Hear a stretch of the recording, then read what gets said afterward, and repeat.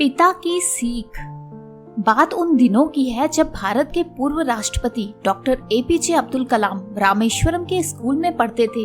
उनके पिता श्री जैनुलाब्दीन रामेश्वरम पंचायत मंडल के अध्यक्ष चुने गए।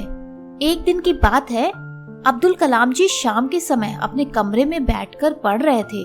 तभी एक व्यक्ति उनके घर आया और पूछा, बेटा तुम्हारे पिताजी कहाँ हैं?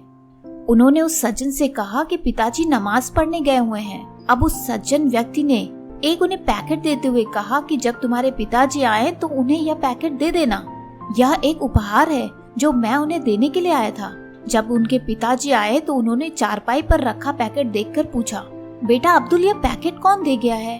अब्दुल जी ने जवाब दिया, पिताजी कोई आपके लिए उपहार लेकर आया था, वह रख गया है।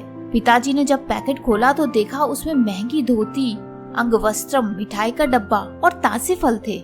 वे इन्हें देखकर क्रोधित हो गए तथा बेटे के मुंह पर एक थप्पड़ मारा और बोले, बेटा यह बात जीवन भर के लिए याद कर लो कि किसी पद पर पहुंचने के बाद यदि कोई तुम्हें उपहार देता है तो उसके पीछे कोई न कोई स्वार्थ छिपा होता है। यदि भविष्य में तुम्हें भी कोई ओहदा या पद मिले और इस प्रकार कोई लोभ और लालच देने की कोई कोशिश करे तो उसे कभी भी स्वीकार न करना। उस वक्त श्री अब्दुल कलाम जी ने संकल्प लिया कि वे जीवन में अब कभी भी किसी से भी कोई भी उपहार नहीं लेंगे।